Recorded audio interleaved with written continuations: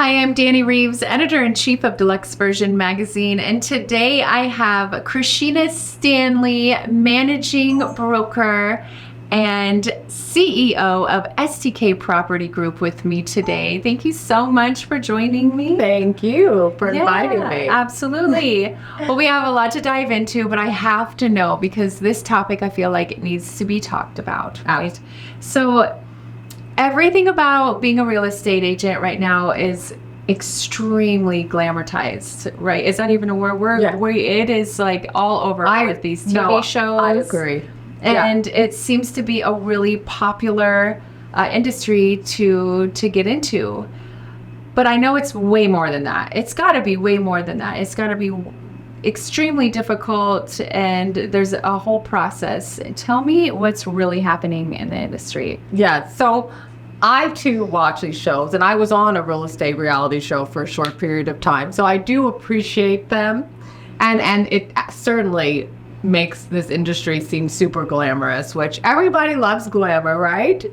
But I think the reason why we have such a high failure rate, or people that don't stay licensed or get licensed and don't continue to practice, is because the reality of real estate is it's not that glamorous. It takes a lot of knowledge, it takes a lot of trial and error, it takes a lot of failure, and it's a commission business. So quite frankly, if you are needing consistency in your life and you can't deal with, uncertainty, then this is definitely not the industry for you.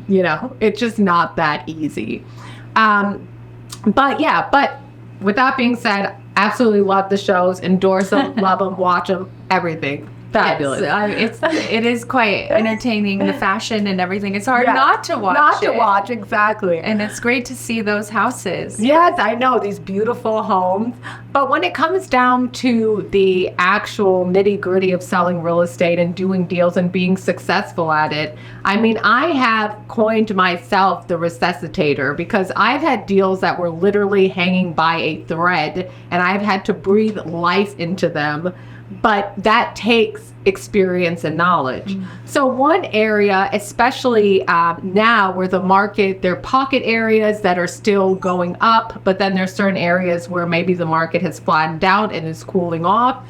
You need to be very aware of what you're selling, the area you're in, so that you can educate appraisers. That's like a huge part of the selling process. And that's quite oftentimes where a deal falls apart. Really? Because even though, appraisals seem to be cut and dry in their numbers and different ways that you can come to that number, they're honestly very subjective, because anytime you have a human involved in anything, it's subjective. Right. They may not live in the area that you're selling. They may not fully be aware of the market in that area. So as a broker, the best thing you can do is educate. So clearly you can't bribe.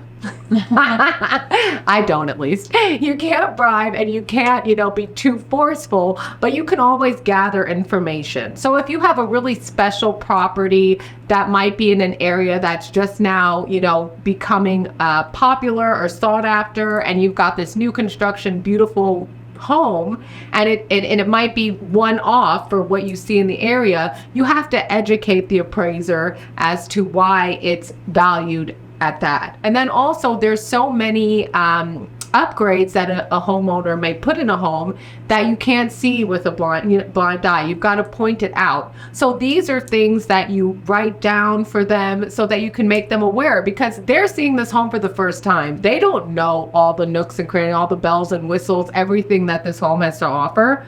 So I always, and especially if it's a remodel home, I have the homeowner write down what they have done to the home and what value that has. What they paid for it. So all those things can be factored in. Making a small effort can go a long way and to get a deal closed. I have worked in communities where I have pushed up the price per square foot because of my knowledge on how to work with appraisers and get things pushed through and done. So that is a huge part of, deciding on who you're going to work with. Understand their knowledge and ask questions like that. How do you deal with appraisals when appraisals come up short? Do you tell me to just lower the price, or do you contest it? Do you know how to, even prevent that from happening by being proactive and writing things down to present to the appraiser. You know, that's a huge part. You know, that is why you need an experienced expert. Yes. Right? Yes. I feel like that was a mic drop. So with that being said, thank you so much, Chrishena. I appreciate it. That was fabulous information. And you're watching Deluxe Version Magazine.